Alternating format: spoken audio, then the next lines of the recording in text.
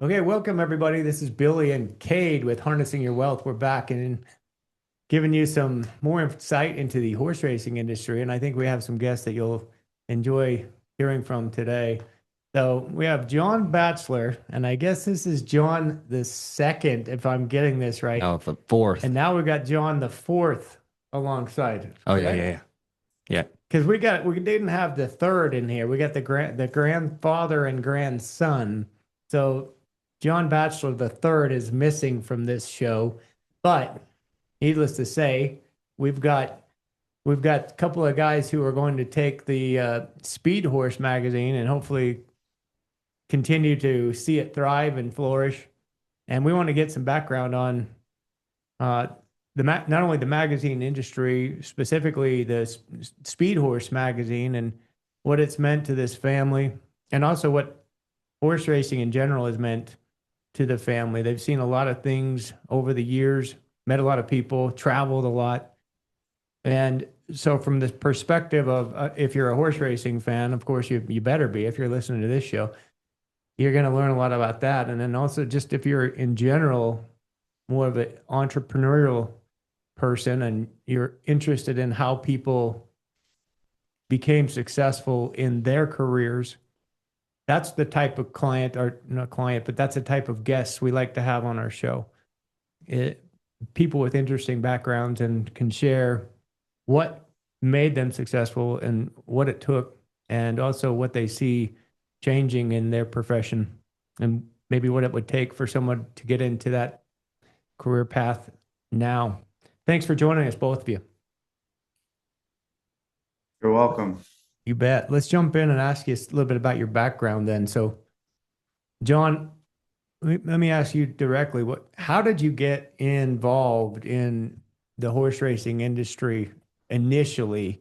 And then how did that transition into the magazine business? Okay. I I grew up in South Alabama. My dad was in the ranching and farming business there. And just about an hour down the road was Guy Harris and Russell Harris. And Guy, they owned Go Rebel Go. I think he ran a fourth in All American fraternity sometime in the 70s. So my dad and Guy were good friends. And uh, and Guy and Dad bought about 30 plus mares. They came out to a dispersal here in Texas. They bought a bunch of mares, and a lot of them were bred up. They were probably half of them were 3-bar mares. They were bred to Go Man Go, Easy Jet, and so they were in a partnership there for about a year or so, and then they needed to just for business reasons split the partnership. So one day they had Russell put together 2 straws, a short and a long, and they drew straws to see who would go first, and then they picked through the herd. And then so my dad ends up with his set of mares. Guy has his, and so the closest racing we were to was in Callahan, Florida. So we had some horses running down at Callahan. That was my first experience at a racetrack. I was in the 10th grade. Dad took me out of school. Guy had Russell. Russell was out of school. Took us down there and left us for 2 weeks at the barns to help take care of the horses and kind of run things. I'm either 15 or 16 at the time.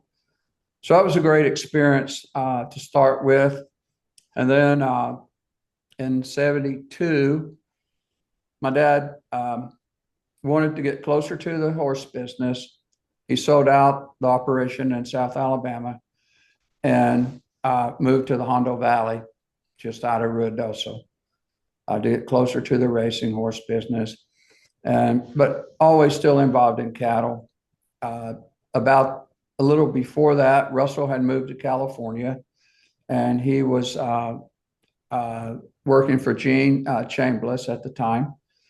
And that's how Russell got started in the training business.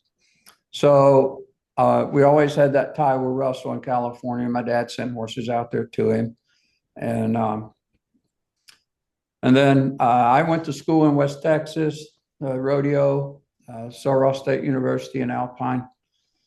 After that, I made a choice. It was a struggle about, am I going the horse racing industry or am I going cattle? And I chose for several reasons to go with the cattle industry. And so for Because about it actually 20, makes money, probably, John. well, I'll get to that part. Okay. Now it makes money. So I chose to go to Cattle Way. We had already, Susan and I planned to homeschool our boys and raise them in a ranch environment. And so for about 20 years, I ran mama cows and preconditioned cattle. And my John IV's dad, we call him John Blue, distinguish between which Johns are out there. He's an attorney as well, and he was doing some work for an outfit out of Oklahoma City that Andy Golden, who owned Speedhorse at the time, had commissioned this company to sell Speedhorse private treaty. And so John Blue, and working for this company, they found out that we had racing background, involved in the quarter horse industry, and they began to put a little pressure on Blue. Y'all need to buy Speedhorse magazine. So John Blue would come to me and he says, "Hey, Dad, this could be a pretty good opportunity. It gets you back in the horse business full time." And I said, "Look, I got cattle in 3 states. I like what I'm doing. I'm horseback every day. I don't think so." So after about a year, the cattle market broke. We took a really big hit. And I told him one day, I said, "You know what? Maybe we ought to stick our nose in that quarter horse racing application." And so we did, and we bought it. And that's how we got started with Speedhorse. And did you sell the cattle at that point, or did you still have cattle? Oh, no, I still have cattle today, but for the most part, of course, I quit preconditioning. And I think we had, at the time, I owned 400 and partnered on another 400 head, and we sold out all of that in order to devote the time to Speedhorse that we needed to. I mean, that's one way to get into business, is just say jump in with both feet. Did you know anything about the industry when you bought the magazine? Not a publication, absolutely zero. So the thing that was attractive to me is I have an MBA and some experience in managing people. And so I looked at the employees, and the lead graphic guy had been there 35 years, the editor 30 years. Another girl in graphics had been there 20 years. One of the salespeople had been there 30 years. And I thought, well, you know what? I don't know how to run a magazine, but they do.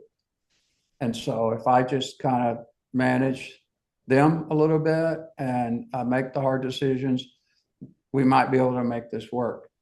And I've always told people Speedhorse is an employee-run business. When did you buy it? When? We've had it for 15 years. 15 years. So the Golden family, what was their decision to leave the industry? Just wanted to do something else? Connie's health had gotten bad, Andy's mother, and they were just ready to make a change. I see.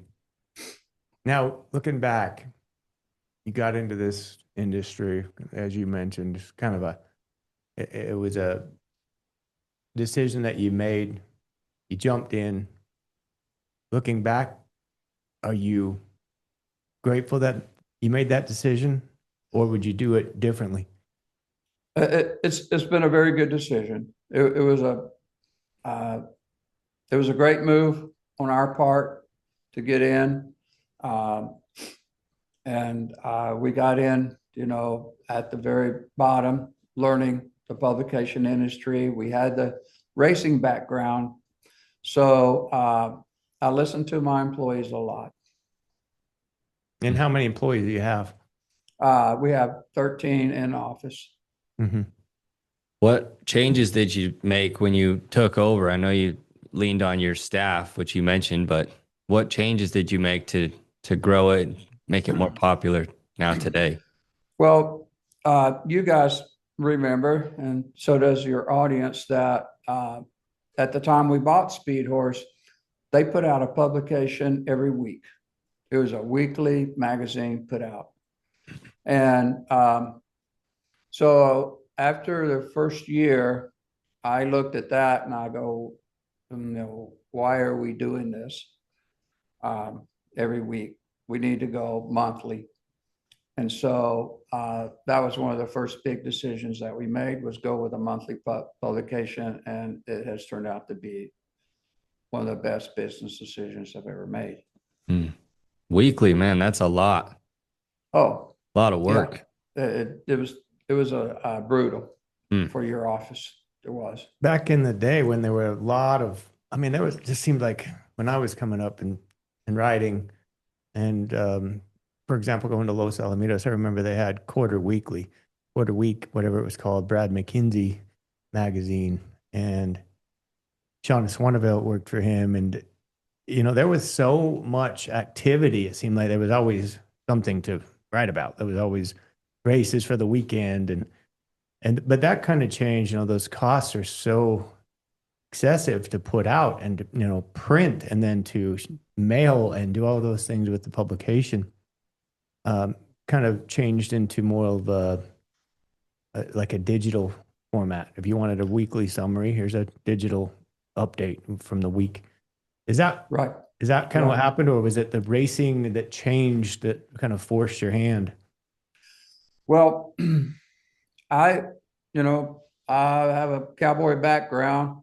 Both John the Fourth and my whole family say, well, Papa, you're pretty much technological challenged. So, and I agree with them. I'm slow to come around on some of these things, but eventually we had to realize, hey, there's some changes. Either we make changes or we get lost. And so we started making the changes. And so that's one of the reasons we developed our new website that's now up and going. And it took quite a while to get it developed. I had to wait till I knew I had the right staff in place to do that.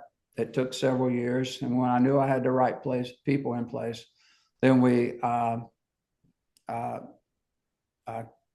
hired design people. And the whole design of the website is basically Marion Maynard, who's our head of our sales here in Speedhorse, and Lauren Banks, that works here in the office. And they basically designed the whole website, and then we had it built by Back 40. And it's a great addition. That we have basically an old industry. I'm 71, and everything's going more digital, and we're starting to see more activity with our magazine online, people reading it online, than we are with a hard print copy. And that's where it's going.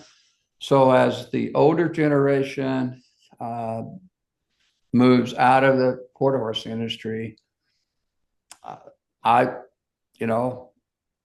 maybe not while I'm still involved, but while John takes the reins, one day it may only be digital. I don't know. We know it's coming.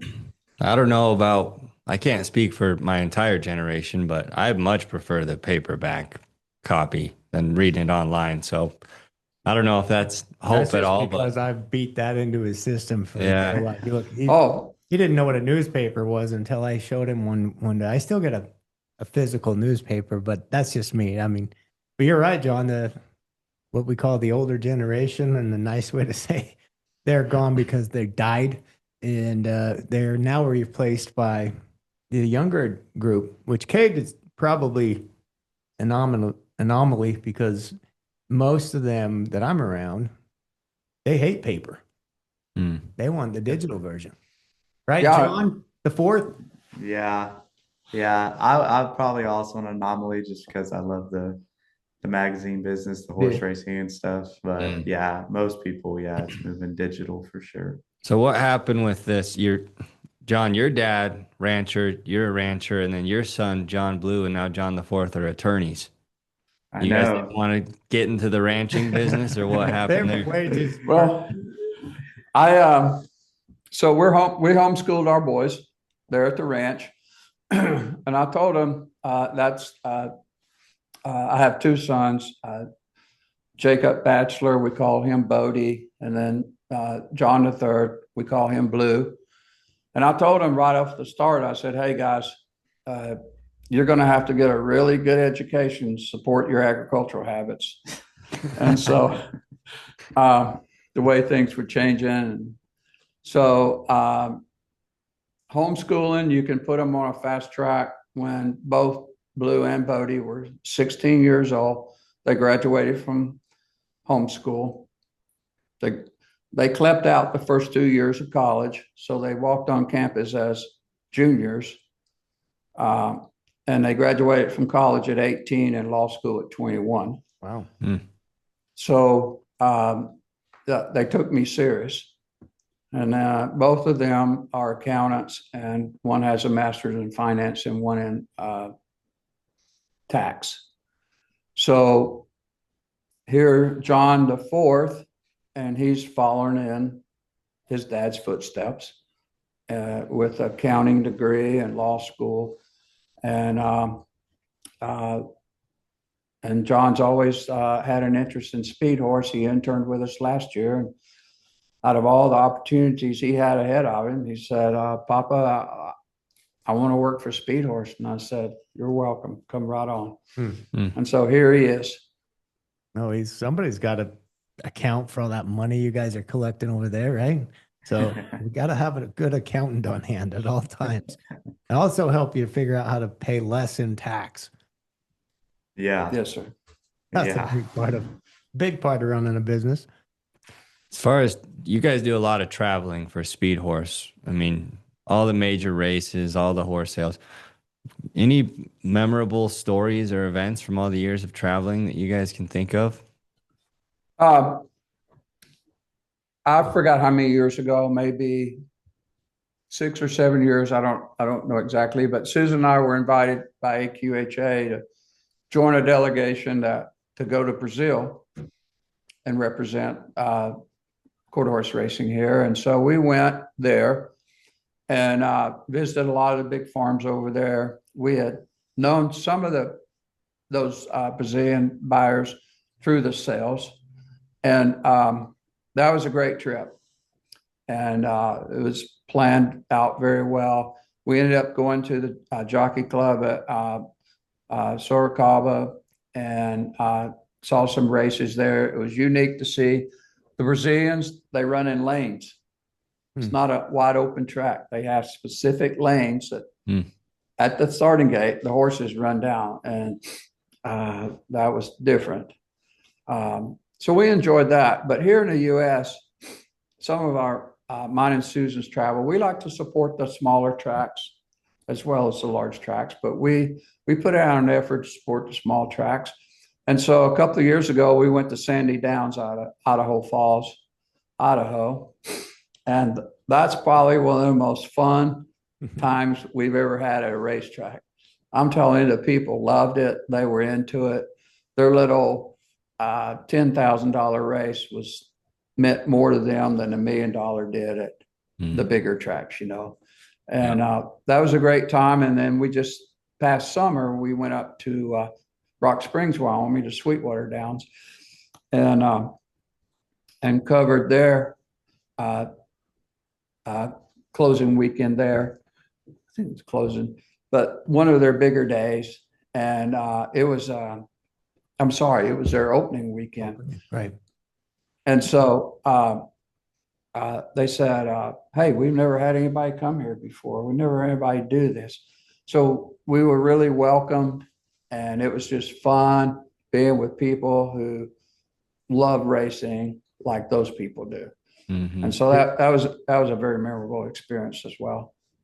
Did you meet Eugene Joyce? Is that who was your Yes, we did. host? Yeah, We sure did. good guy. He's full of stories. Yeah. Yeah, he was actually on our podcast a while ago. I met him years and years ago. His dad was the owner of Wyoming Downs for a period of time, and so Yeah. you know his family's been involved in operating racetracks for many years. But he's done a great thing up there in Wyoming, opening doors that needed to be open. As you mentioned, these small tracks, that's the heart and soul of horse racing. At one point in time, all tracks were just an idea, and Los Alamitos included, and Ruidoso Downs, and all these folks that had this vision of just wanted to get together and race their horses against one another. It was just more or less a um, ego thing. Who's got the fastest horse? And then it kind of took on a life of its own, and now so many things have changed over the years, and I've been involved in racing my whole life. It's just something I had a passion for when I was a young kid, and always loved the idea of being a jockey and riding fast horses, going to all these big racetracks, and just watching the movies around it. And I've mentioned multiple times, just seeing it, wanting to be part of that lifestyle, but not really realizing how difficult the lifestyle is for a jockey when you don't have that natural weight, Yes. keeping that weight down. So there are some difficult sides to it. What are some of the things that you've seen that you feel like are detriments to the industry and certainly need to be fixed or changed, if you will? Well, we're early on, of course, the drugs were an issue in racing, and it was for many years. And now we're starting to see that all the work that's been done toward trying to take care of the drug issue in horse racing. And so I'm real thankful for that. And that's a great thing. And then the other thing that's been a big focus in the last couple of years that I'm thankful to see is the safety of the horses. It seems to be a greater concern now for the care of the horse and also the jockey as well. Mm-hmm. And so we see a lot more attention given to that. And I think those are probably the two most important things that stand out to me. You have to cover the good, you get to cover the good stories, but you also know and see some of the negative issues out there. Can you think back on maybe a few things that were unfortunate that you had to deal with or had to cover or had to make a decision on, even when it casts a shadow over what's going on? I'll never forget sitting in the stands at the All-American fraternity, and J.M. Miracle won, and he couldn't even get back had a very difficult time getting back to The winner's circle. the win circle. And so the winner of the All-American had always been our cover for our next issue, our October issue. And I told him, there's no way.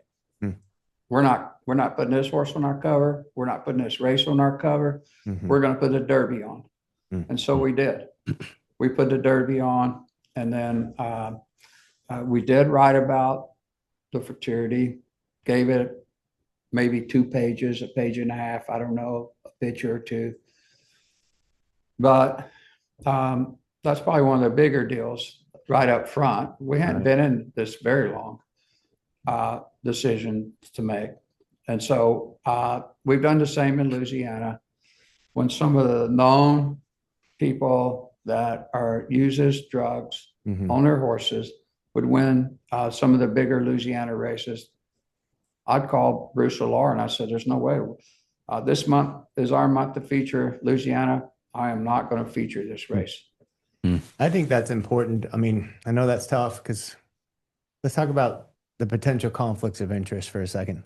You know, with the magazine owners, publishers, the folks are, you make most of your money from advertisement, right?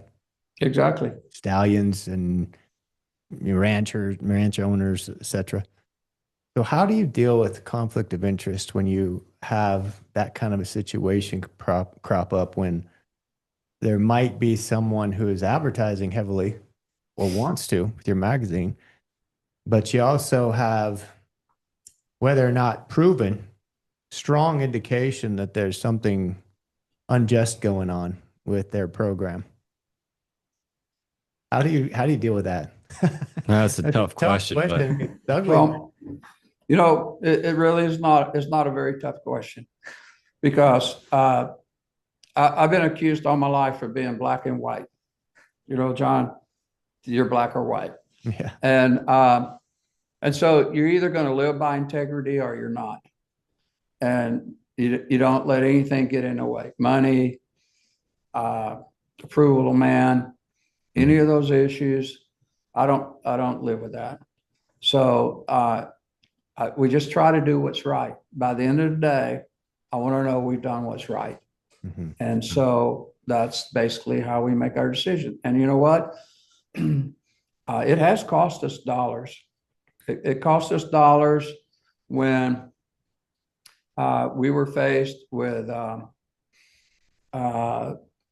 two of my camera people at one of the Speedhorse races caught a jockey in the wind circle with a machine. And so the next, so one of my employees posted that, like we always do, on Facebook, got a phone call and said, take that down. The machine is showing. And so she called me and said, well, what do we do? I said, that's not my problem. That's the jockey's problem. Take it down. And then I turned it over to the authorities. And then, boy, it hit the fan. And the backlash we got from jockeys, owners, and trainers for that one decision cost us tens of thousands of dollars. And still today, it has a negative effect in the jockey colony towards Speedhorse for doing that. And I would do it no different if next week we caught a jockey with a machine in the wind circle. It's just, you're either going to live with integrity or you're not.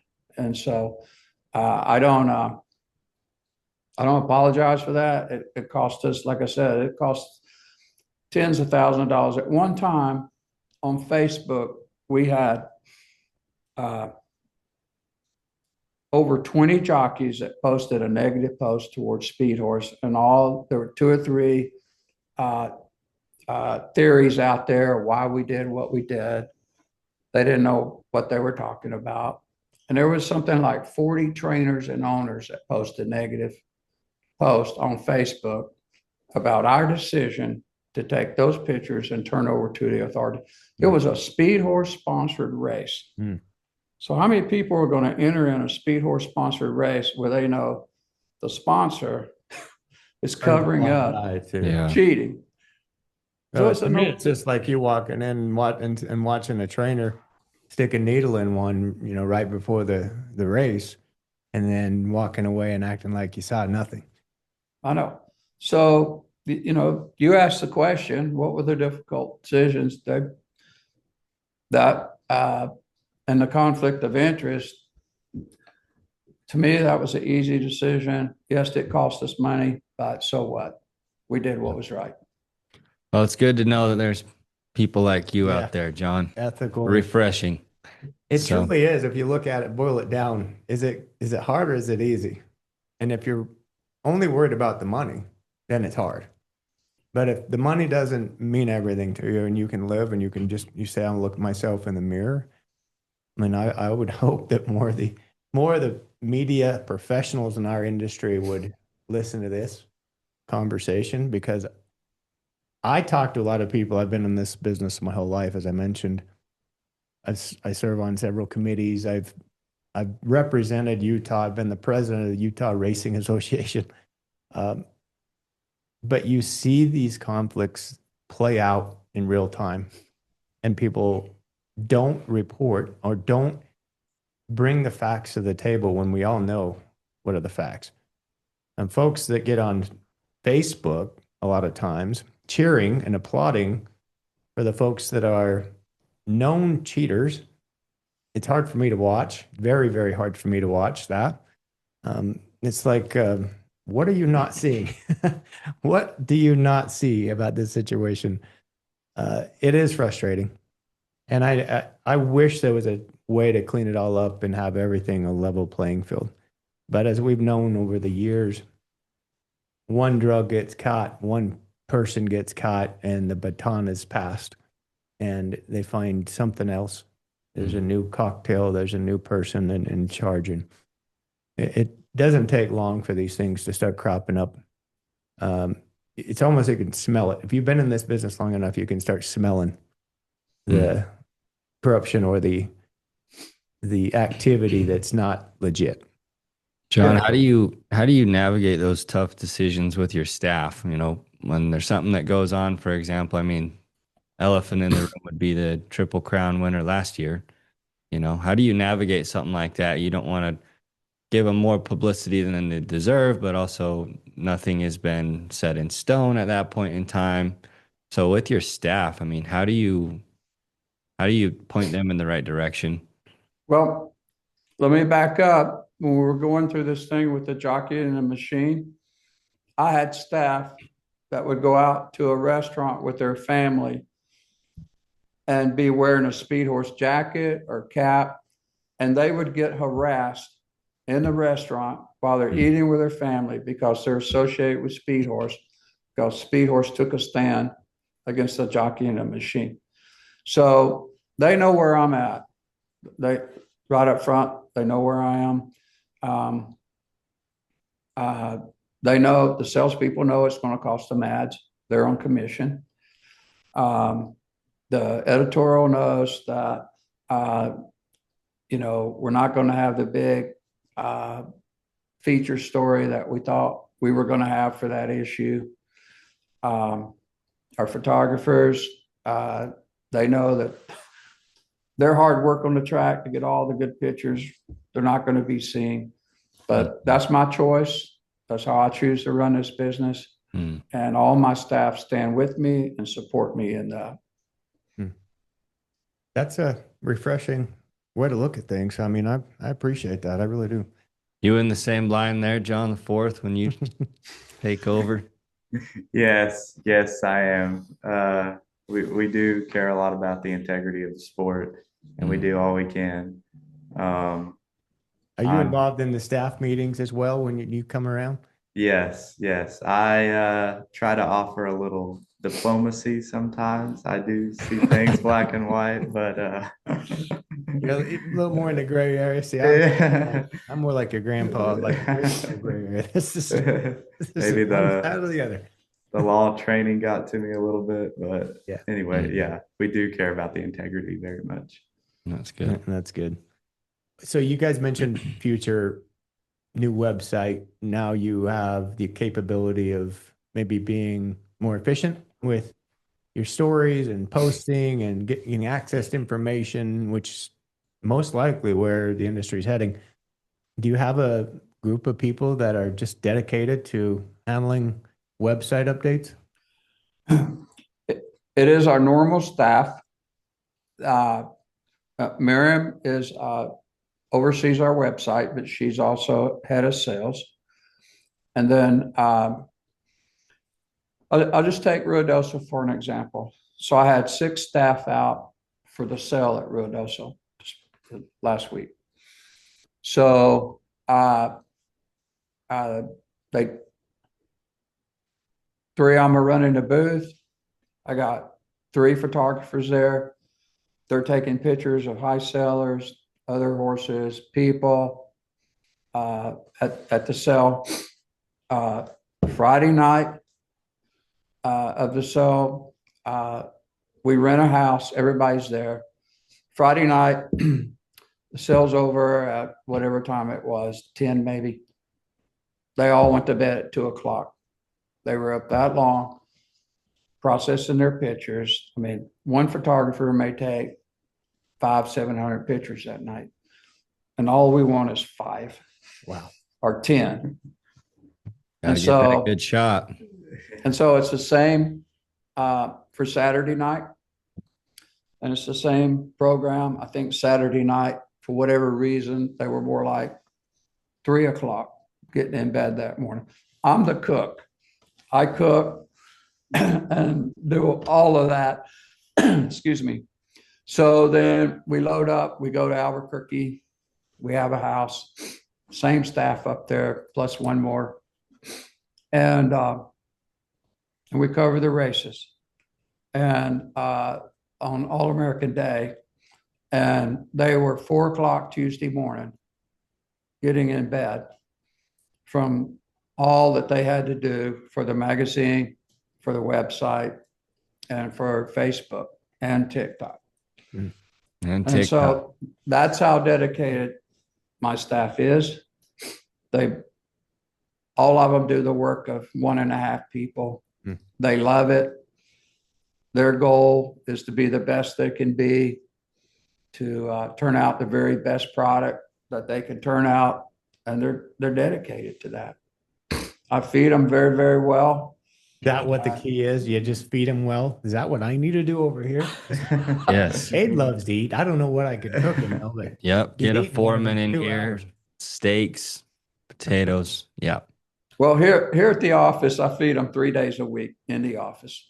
So you feed. Oh, so you haul it in, you cater it in. You're not in the office. So Heather in bookkeeping will send out an email and say, today we're eating at Charleston's or someplace. And here's the menu. They look on the menu. They decide what they want. They tell Heather, she orders it. She goes and gets it, brings it to the office. And so they eat. So there's great benefit in that. And I got that from my dad back on the farm in Alabama. We had a kitchen and we fed our hands breakfast in the morning. We fed them at noon, and then they went home at night and ate. And that was a real plus. And so Susan and I stayed with that in our ranching. We would always feed our hands. Good. Feed them morning, noon. And so I brought that over to Speedhorse as well. And, my dad said, you feed them good and work them hard. It works. Sounds Like great that work. old school mindset. There you got grain in the morning. Yeah. You just feed them and you work them, and then they win for you. That's the key. That's what I need to do. No, what are some of the other ways that you keep your staff happy and doing the job and performing? Anything other than just feeding them? What was the last statement you said? I just wanted to know, how do you keep your staff doing the job and keep quality employees? Well, there's just a basic biblical belief of you do unto others as you have them do unto you. And so we treat our staff like we want to be treated. And so there's another principle there is that you reap what you sow. And so we know that if we sow good to our staff, we're going to reap good. And that's some of the major management guidelines I live by, and it works. And so we just try to treat them right, treat them fair. They have their life. They have things come up in their life. They have children. They have babies. They have sickness. They have all kinds of things that happen. And we're always willing to help them work through that in order to get to the other side, to get back to some kind of normalcy. And, you just treat people like you want to be treated, basically.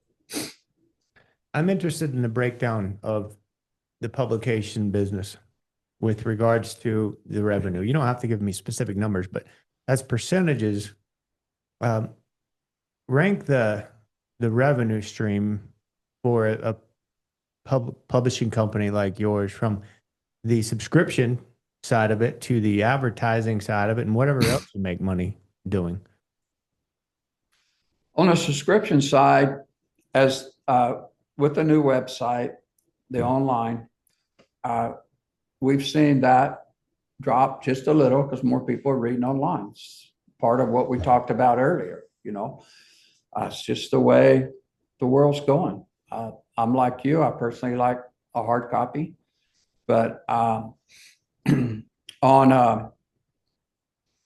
the revenue side, on sales, I have a great sales staff. Marion oversees our sales, and they're all very aggressive. And so our goal is we want to see sales increase 5% from year to year. And most of the time we can get there. So now that we have the website, that will generate additional sales as well. But on the print side, that's the killer, because last year we saw 3 increases in our printing cost in 1 year. Mm. And that's when we knew we had to get very serious about a website. And so our print cost has gone up over 30% in the last 2 years, I think. And it's a killer, from paper to ink to postage, handling, the whole side of it is just, it's a real killer. And I just don't know how much longer you can take that, Yeah. Young John, what do you see as opportunities for additional revenue? Have you thought through this a little bit? Yeah, I would like to see, this is a little bit dreamy, but We like that. We like dreaming. yeah, I would like to see all of the horse statistics and data get compiled in one spot. And I think with the surgence of AI and through different softwares and stuff, I think that we are not using that data as well as we could be using it. And That's interesting. And then maybe make a subscription or a certain amount for a one-time access to that data. For example, you guys put out some good information on, every breeding season on pedigrees and Top crossbreeding, broodmare sires, and we love looking what for works, what's good. That information is important when you're starting to think about breeding your mare and what pedigrees cross well. Yeah, exactly. I like that idea though, because I'm very much a statistical mind. I love to look at the stats for sports teams, and I mean racing is obviously my favorite. So more information there is always something I appreciate. Owners and horses and pedigrees and what's performing best, what percentage of this is doing better, and I always find that interesting to browse through. So I think it's a good idea. So I have a very high regard for Robin Glenn as well as everyone. And I asked Robin when we first started on our website, I said, what is your advice? We want to go the right direction. And she said, John, we need more statistical data. She says people really love it. They eat it up. The barrel racing industry has started putting it out, and it has really grown. And so we went into the website with the idea of we have to develop the statistical data. So when John comes on board, that's forefront in his mind. And I said I hate AI. I do, but this is one area where AI is going to benefit Speedhorse. We love investing in AI. That's a big part of our investment portfolio over here. But I'm like you, John. I'm waiting for the day when these robots come in and take over and say, you no longer need it here, pal. So, we've got it from here. I don't know when that day's coming, but probably sooner than we think. The questions I sent over to you, I said, I'm doing a podcast with John Bachelor. He owns Speedhorse magazine. Generate some questions, 10 seconds, it's done. It would have taken me 30 minutes. So That's cheating, really. You go to college and then all of a sudden AI is doing all your homework for you. What's going on? They don't have the same experience. AI got developed after I graduated, so Okay. a little different. Yeah, still, you had a lot better technology. That's true. Not the same deal. But I like the stats, important. And we've also got another business idea that we need to implement. So we'll talk to you offline. Okay. You guys, Okay. Steal, we're not going to steal the get that out idea. there in public and have somebody steal this possibly. So yeah, we'll get involved in something else that needs to be done in this regard. What is one thing or a few things that you guys are hoping to see with Speedhorse, and you're gonna hopefully you got a succession plan there now, so that's a nice thing to know, which is something I totally agree with. Is your business has continuity and continuation planning. How do you want to leave your magazine, to the next generation, John? What do you want to see it doing? Well, first, that wouldn't happen without John coming on board, John IV. And so we're very thankful for him and his interest in the horse racing industry. Just like his grandmother, Susan. Susan knows everybody. She takes her pictures. She writes her name down. They know her, and they love her in the industry, and they have come to like John and like him very well. And when he's not with us, they ask about him all the time. That's very important. I tell everybody they like Susan, they like John. They just tolerate me, basically. But so I'm real comfortable. I feel really good with as Susan and I get to a point somewhere out there that we start slowing down, that John will take the reins and go forward with it. And I think basically the industry will dictate what direction we go, from here. Mhm. We're doing everything that needs to be done right now. Sounds like you've invested a pretty good chunk of money to set the platform up for the future. And that is exactly what Susan and I have tried to do. We tried to set the table so when John comes in, it's there. Mhm. All the hard work's done. All the financial difficulties are done. It's just there for him to pick up and go forward with. Sounds like you don't even have much to worry about, John. You just get in the boat and sail away. That sounds nice. We'll see how the sailing goes. There'll be new problems, I promise. But just interesting how things change. And in my business, in our business, we watch so many families, and we've helped so many families through all these years. I've been involved in my profession for 28 years now after I retired as a jockey. It's a real natural transition from riding racehorses to becoming a financial advisor. That was extremely difficult, I will say. But I'm interested, as we watch all these families that we worked with and some that we watch from afar, and oftentimes what's built and developed and sacrificed from one generation is squandered away by the third. And we call it shirt sleeves to shirt sleeves in 3 generations. So what's maybe your comment there and how you've created the right mindset in your family, especially your grandchildren or grandchild here in John IV, that you feel comfortable that the culture won't change and the hard work and the ethics won't change? It's not going to happen. I'm totally confident it won't happen. I understand what you're saying in the ranching industry.